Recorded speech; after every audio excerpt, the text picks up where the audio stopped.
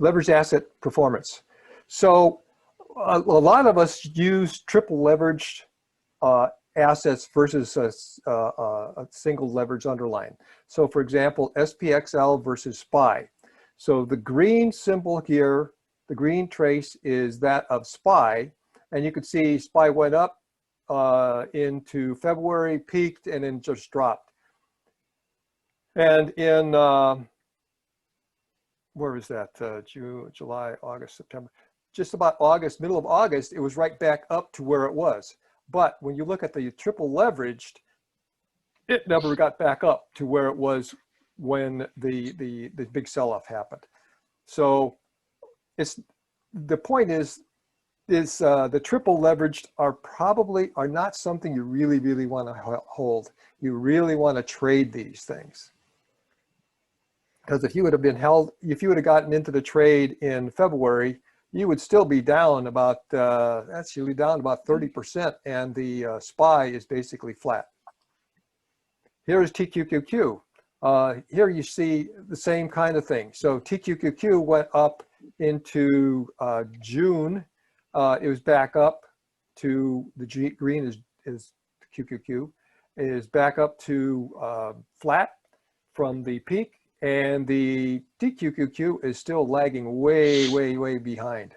So you really need to, you got to be able to trade it. You can see that the slope of this is much faster. The TQQQ's slope is much faster than the slope of the Qs, which is exactly what you want. You want to be able to trade this and get the significant advantages of these triple leveraged products.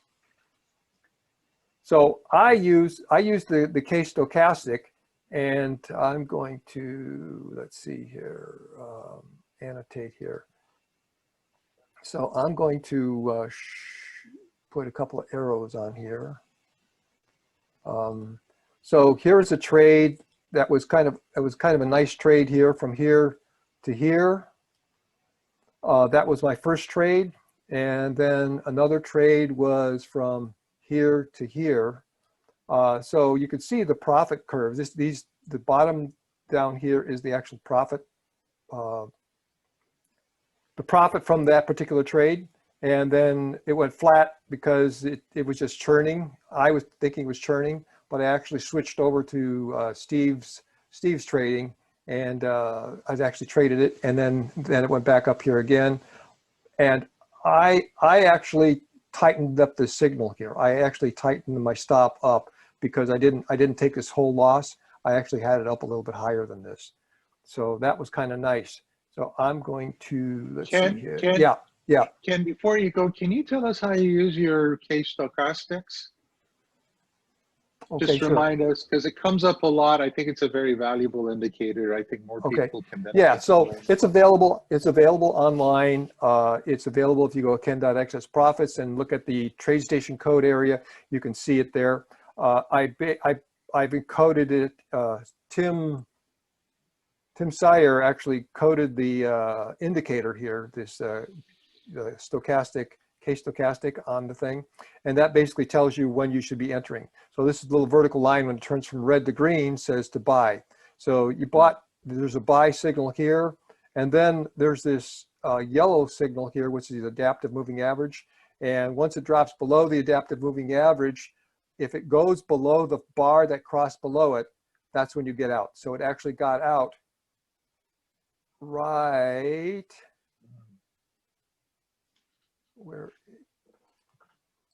right here. That's where it got out. So that's what happened here up at the top as well, is that the stochastic went, or the price action went below the adaptive moving average, and then the subsequent day is when it actually got out of the trade. But I tightened it up. I'll show you why in a second here. All right.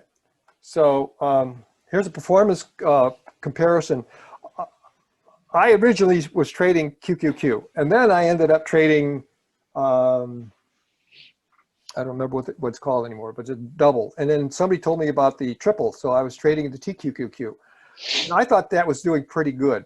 And then at the beginning, somewhere in the last few months, some of the members of our group have actually been trading nail, and you can see the relative performance. So Qs are up about 60% since the March low, and the TQQQ is up 260%, and then nail is up 564%. So nail is basically an ETF that is based on the home builders.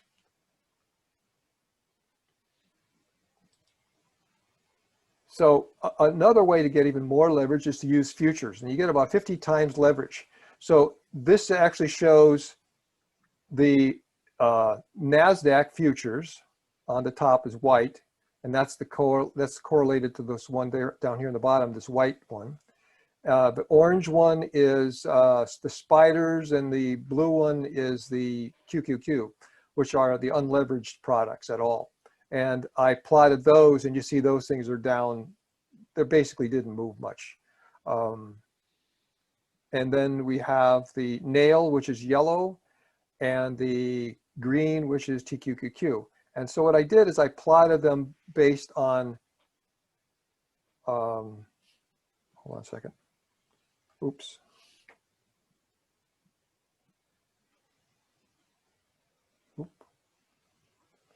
I plotted them based on a March low. And you can see what the relative performance is, where nail would have gotten you about a 6 times return on your money. The NASDAQ gets you about 29 times. But can you do even better than that? So one of the members of our group decided to trade long calls. And so this is what you would get if you did long calls on QQQ. So this is a long call. This is September, which basically was expired yesterday. And it got, instead of, you can see the nail way down here at the bottom, 600%, 560% gain. And the gain on the long call, just buying a long call, was up to, actually it's up to 100, it was up to about 18,000%, 180 times. So just buying and holding that, but you got to be willing to take the major hits, you know, from 6,000% down to, or 8,000% down to 6,000%. So that's not that bad. It's only a 30% pullback when you're looking at this highly leveraged instrument. So that's basically what I was looking at. I was looking at trying to leverage all my efforts. But the thing for me now is like, okay, when do you get out of these things? When's a good time to get out of it? And Jack mentioned that a little bit too, right? When do you get out of a trade? So there's this thing called the rule of 13. I heard about this maybe 10 years ago listening to Kramer.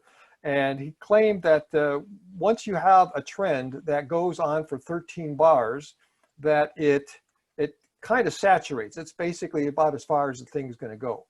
So these gray dots indicate the start of the 13 cycle, and then the green dots here show the end of the 13 cycle. Green or cyan? Green, yeah. So when it happens, you see these multiple dots. It actually went 13 bars, 14 bars, 15 bars before it finally did indeed turn. So when you see a 13 bar extension, when you see something that goes down 13 bars or goes up 13 bars, tighten up your stops. Bring your stops up right as close as possible to the trend. Here's another situation where here was the start. If I start seeing this rule of 13 start to hit like this one here, basically I take and bring up my stop. Oops, sorry.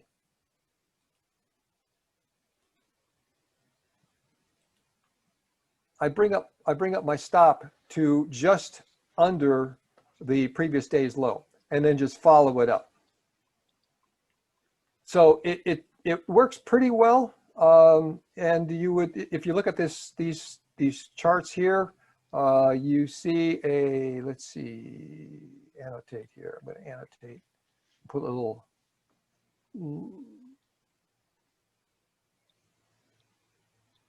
little stamps here.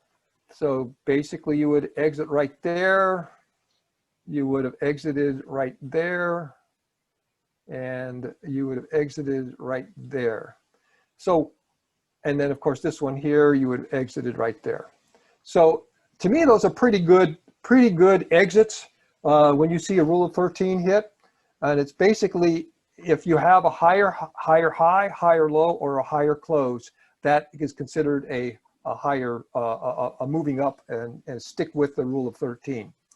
What I have never seen before is a situation where you have chained 1, 2, 3, 4 rule of 13s in the same direction.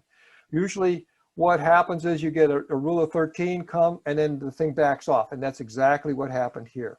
The rule of 13 hit, and this particular time, the price action just basically went sideways. The same thing here, rule of 13 hit, you exhausted the upward movement, and it basically goes sideways.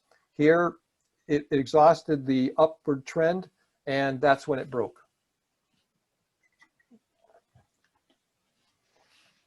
So, all right. So let me erase that, clear those. If I don't clear those things, they carry on to the next slide.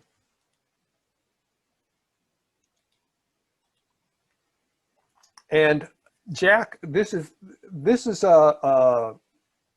from our last meeting. You mentioned that you were doing a vertical on the VIX, and if my memory serves me correct, you were doing a 45.32.5 vertical.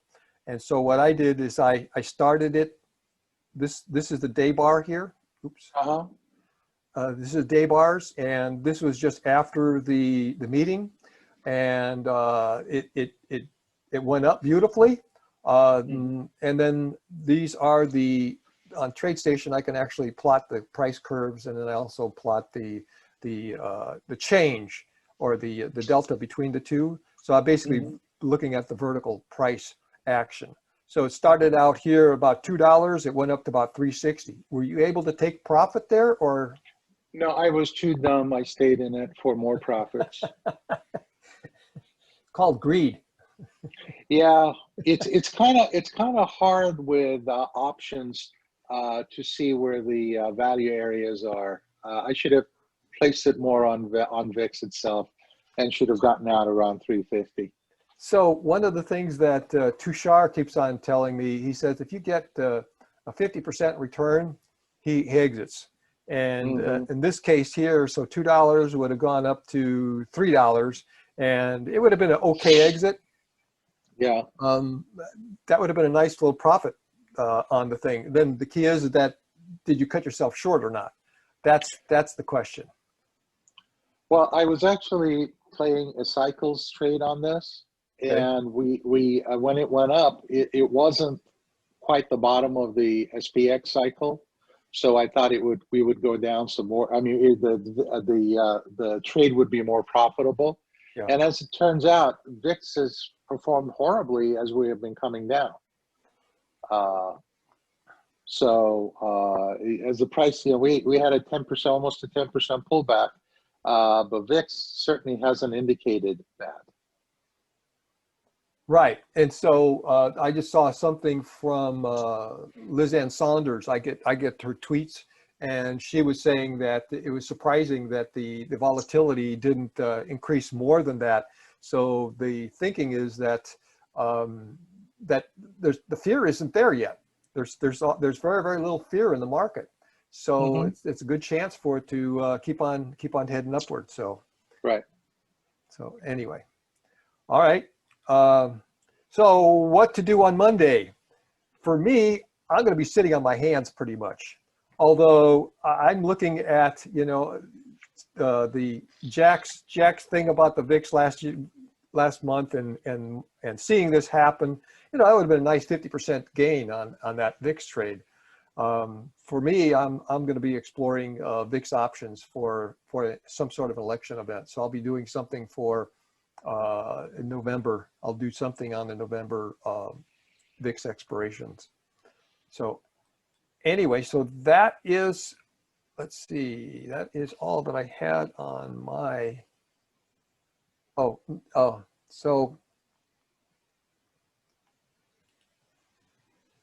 So if you go to my website, Ken.Excess Profits, and you click on the current market conditions, you can see a few charts of, I'm going to click on this first one here, and this shows the red is historic average. It looked back over the last 10 years and it says, well, what did the price action look like over the last 10 years?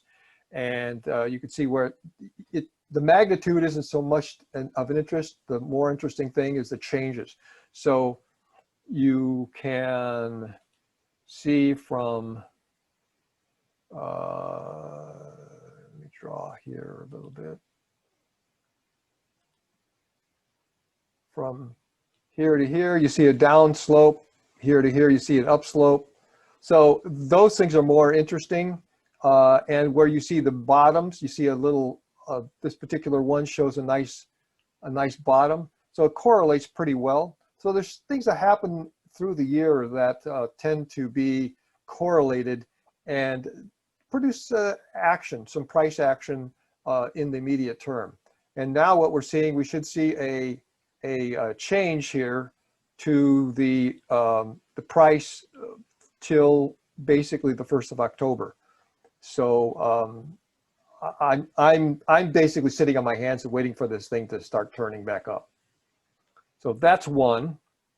And then another one is, so Jack, your stuff was pretty complicated to me. I'd love to see what the code is to do what you're doing. It's kind of interesting to see the dots and all those colors and stuff change. But for me, it's fairly simple to do the money flow. And this is also available on Ken.Excess Profits. You go to TradeStation code, download it, and you can see the same thing. So this basically shows SPY here in this corner. And it shows that money has been flowing out, even though the price action was going up.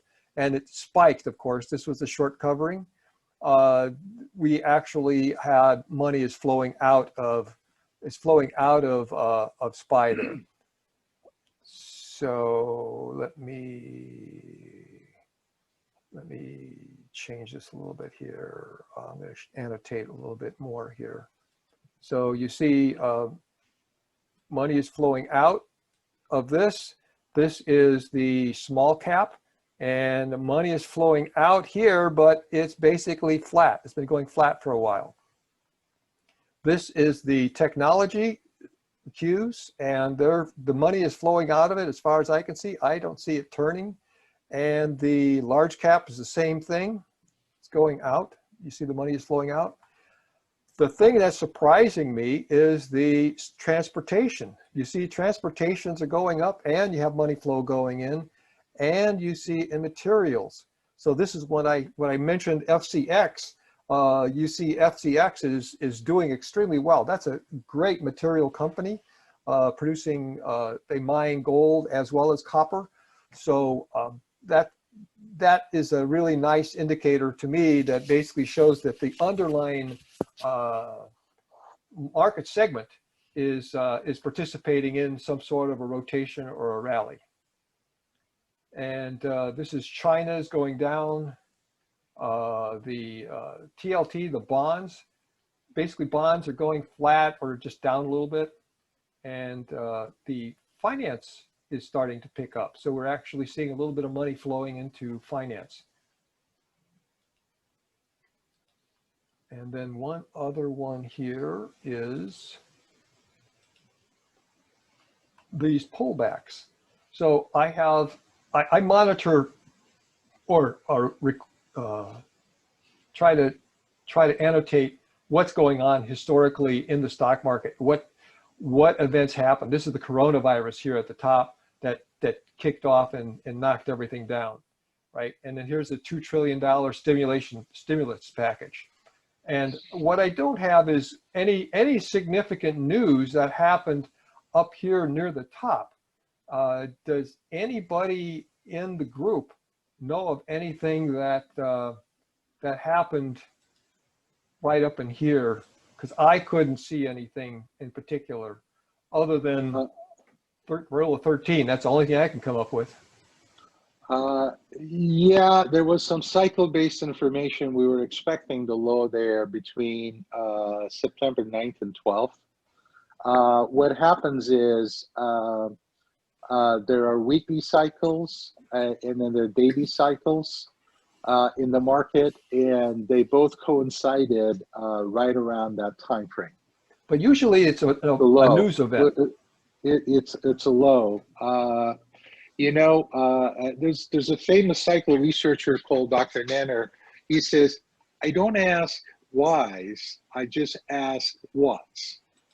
When is it going to happen? And there's always some kind of news that comes up that people use to justify it. We don't know what it is, except that we can expect the cycles to tell us when the price is going up and when the prices are going down. Now, mind you, I'm not a huge cycle trader, and I try not to trade too much with it because it's not always been reliable. But what's interesting is the fact that multiple cycles have coincided with that, okay? The next thing that's important is what happened yesterday. The cycle low was 33.10 on SPX, okay? And yesterday we broke that low. And what that means is we have a negatively, see, until now we have positively configured cycles, so the lows weren't much of a low, we're almost non-events. It was the highs that were taking us out because we're in a positively configured cycle.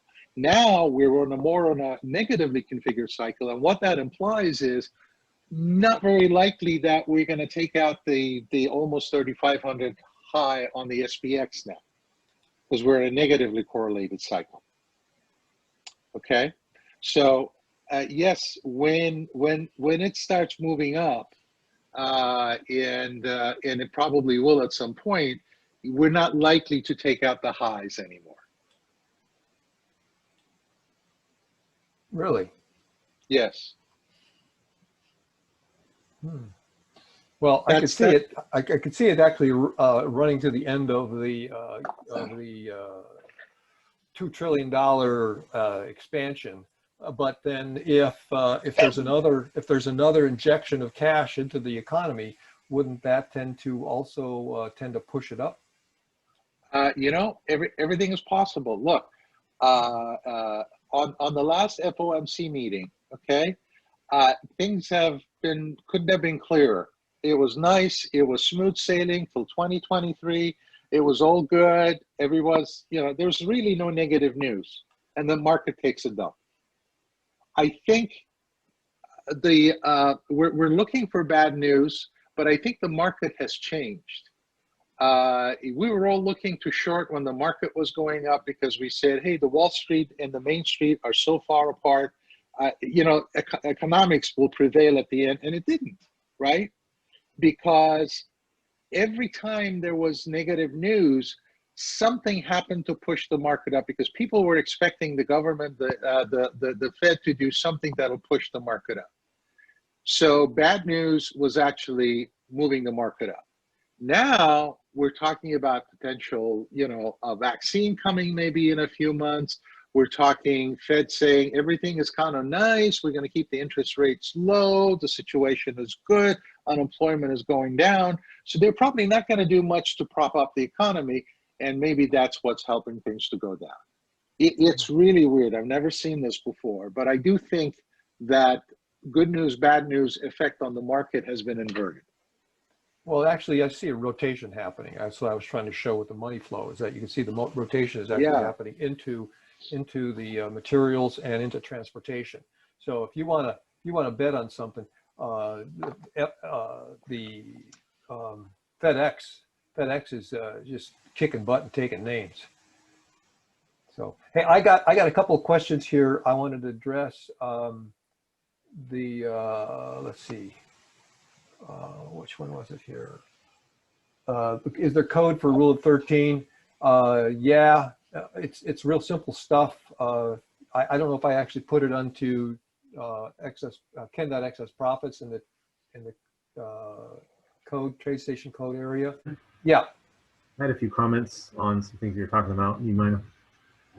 So one was why are industrials and stuff like that moving up?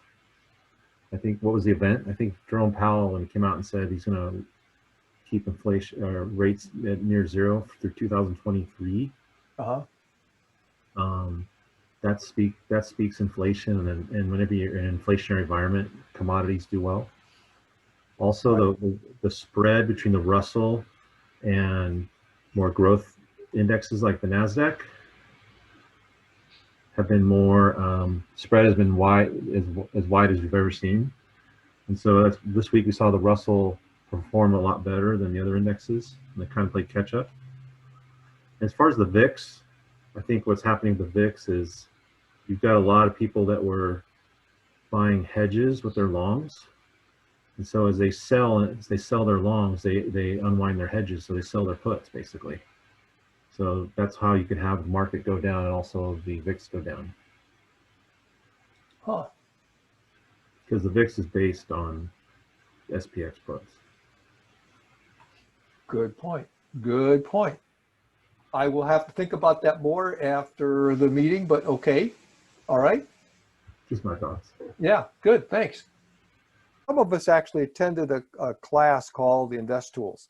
And I coded up Investools, what they call the 3 green arrow trading strategy.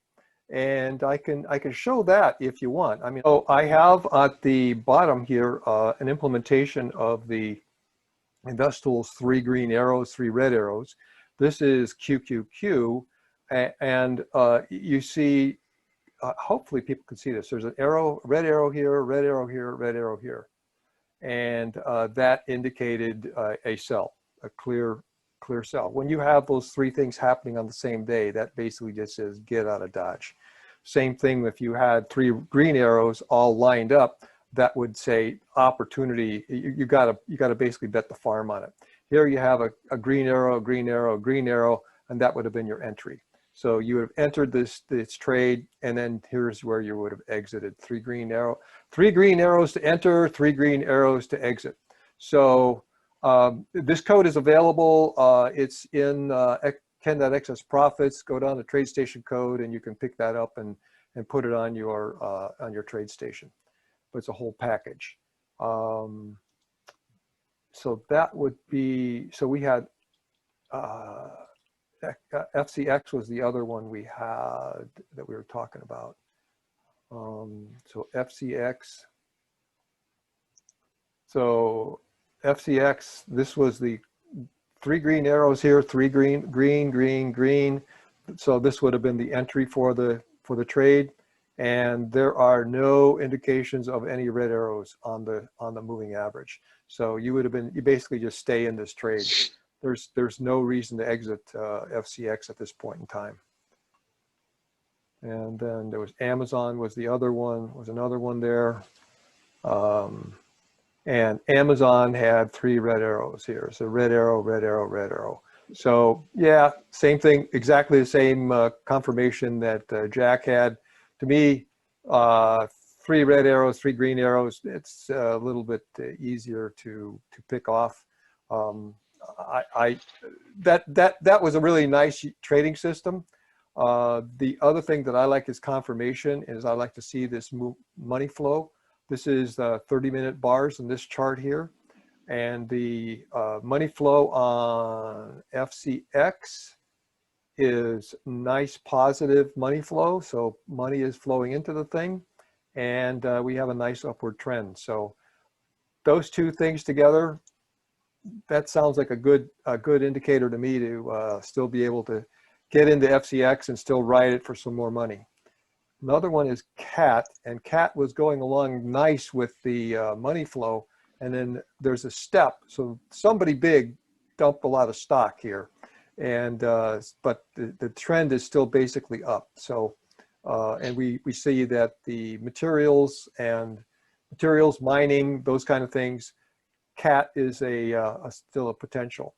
But if you look, like we said, at Apple had the 3 red arrows here, and the money flow has been going out. So the money flow has been going out since basically, actually further back than that. Let's see how far back it went. So money has basically been flat for since the end of July. And just recently in September 1st is when it started turning down. So yeah, it's probably not a good one to be in right now. We talked about Steve Alexander's stuff.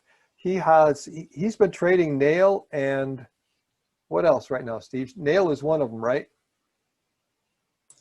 SPXL, SPXL? right. Okay, so here is the trade on here's the trade on nail. And so the 14th of the month he went long, and it's basically been going sideways. Well, 15th of the month he's been going sideways, and we're waiting for the thing to either go one way or the other. This gray line here is actually, I reverse engineered his stop loss, and the stop loss is now moving up above the point of the bar. So I would expect a sell here unless the price action starts moving up. Here you can see the stop was above, shot up way above here, and sure enough, he sold the following day. So it seems to be doing okay. And of course the profit is really nice. $10,000 turned into $22,000 in about a year, I guess. So that's a nice 120% gain there yet. Ken, could I say a Sure. couple of things here?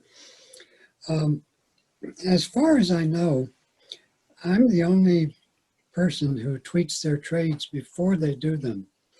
And I just like to say I encourage other traders. I think there are some other people listening today who make trades. And I found that by tweeting my trades before I actually do them, it brings me some discipline and some structure to my trading that I didn't have before. So I encourage you, if you're trading, just get a Twitter account and tweet to everybody in the world and say, hey, I'm buying this today, I'm selling that today. And that's, I've been doing this for about 2 years now. So, and so far, Steve is the most consistent of all. There's another fellow, Tushar, which is, he is Trader Monkey. So if you go to Trader Monkey, looking for the tweets at Trader Monkey, and you'll find Tushar, some of Tushar's trades. But he gets out there, he makes a trade, and doesn't have the complete package as far as I can see. So entry, exit, Steve tells you when to exit and when to exit, enter as well as to exit. Very good, Steve. I'm still impressed. Also, I've kept track of all my trades since June of 2019. And during the year 2019 to 2020 in June, I made 147%. It's all documented. I've got every trade I made. And since June of this year, I'm up about 60%. And all these are tweeted, so this is all, it's live and it actually happens. But the main thing was I'd like to have other traders tweet their trades as well and let us know what you're doing. If maybe you are doing better, if you got a way that to get in and get out, let us know. It's that's how we can all learn. Yep. That's it. Thanks. Excellent. Yeah, appreciate it. So Steve asked me some others, I guess, when I was putting up the charts there on the stocks. Let's see here, stocks here. He was asking about Goldman Sachs.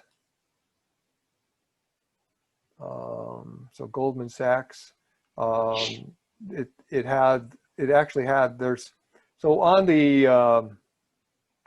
3 green arrow, 3 red arrow signals on Investools, there's a red arrow here, and this is considered a phantom red arrow. It didn't get up to the top where you typically would see the crossing the stochastic well, it's really probably pretty tiny for most people there. Trying to think if there was any other red arrows. Here's a red arrow.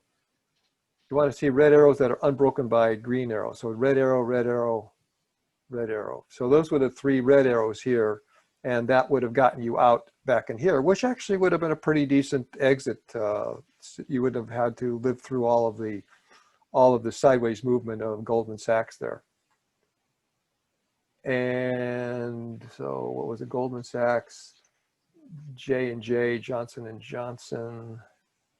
I don't have it in my list here. I'll have to put it up here. No, it's already there. It's on the list. It's there? Number 32. Oh, yeah, 32. yeah. Okay, got it.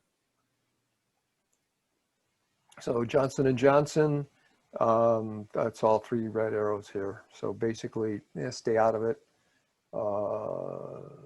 Verizon is here. And Verizon had it exiting way back here. And actually there was a green arrow. So it's actually, Verizon is one of the ones that's still staying in there. It's still hanging in there. Money flow is not doing much. It's basically going sideways. It's skating sideways. But Hasn't it gone up recently? Verizon? Money flow. It stepped up. So it's just a step up. So somebody big bought in. But we don't see any action yet in the price action yet.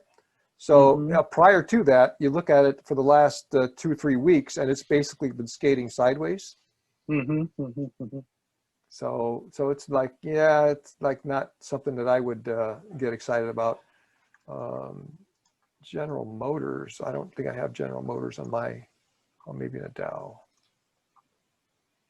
Let's see, Dow, General Motors.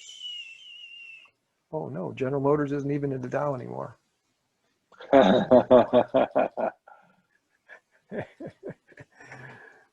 GM.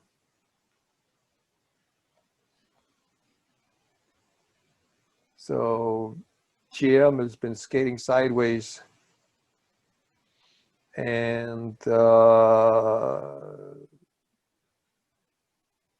we did. It's basically with this kind of wishy-washy stuff, I would have been out of it. I can't imagine trading General Motors, Car and Walmart.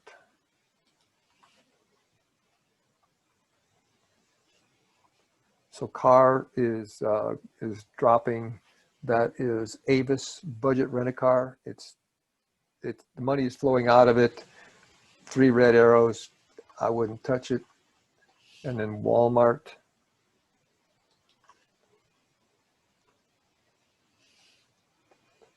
And that is trending up. The money flow is trending up a little bit. We had this big spike, so somebody is thinking that they're going to have a turn here, somebody big. But all of the indications here on the 3 red arrows here say to stay away from it until you see something else happen. To me, let me see if I can get my open workspace here. Hold on. SPY analysis. I look at the Jenkins cycle, and it's been pretty consistent yet. It tells me when to start thinking about the change in the market shape and stuff. So for here, I was able to see the Jenkins cycle approaching the threshold here. It's basically integrating the volume, right? It takes the volume, integrates it on SPY, and it says once it reaches 600 million shares traded, that's when you should see a change in the market. And sure enough, within a few hours of it, the market did indeed change, and we have the peak was there, and then we have the nice sell-off here.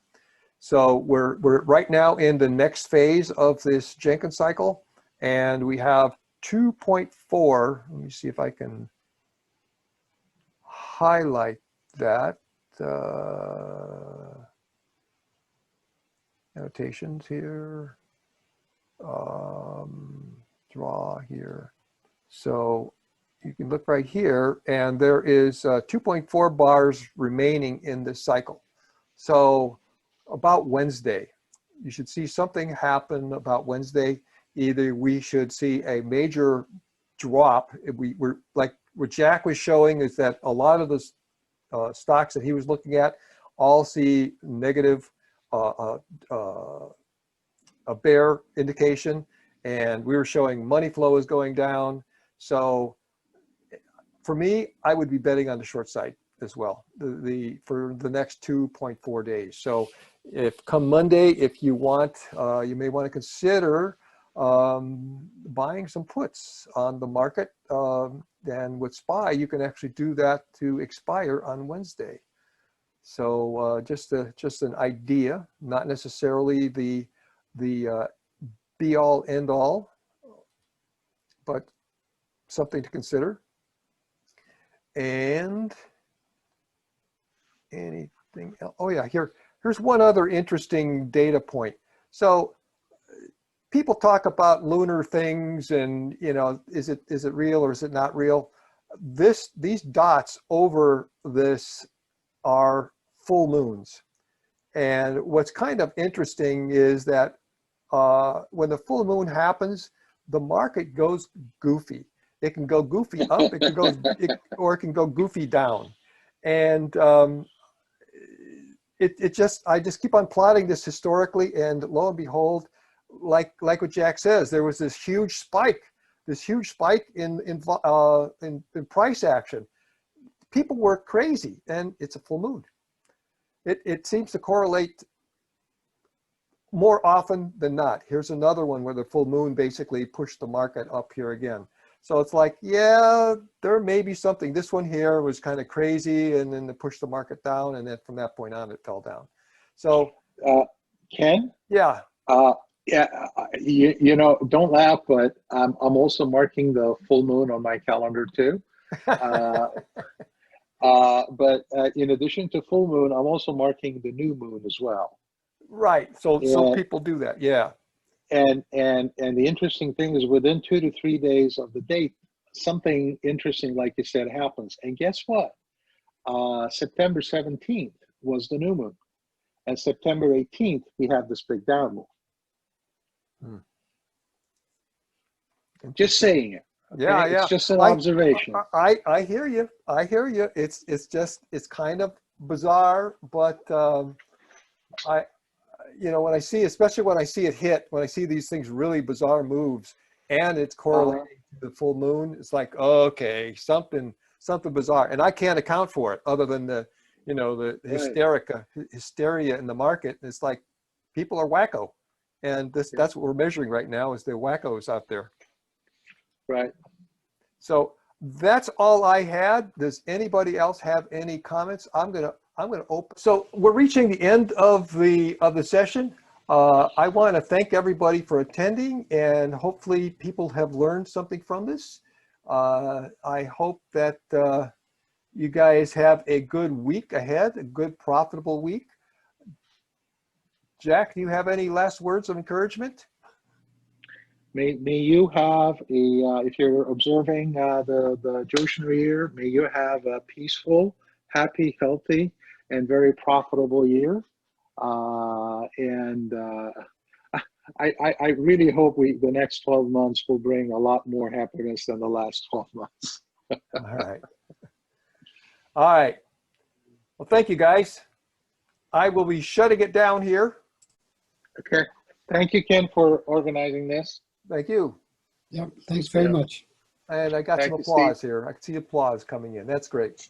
All right. All right. Thank you, guys. Okay.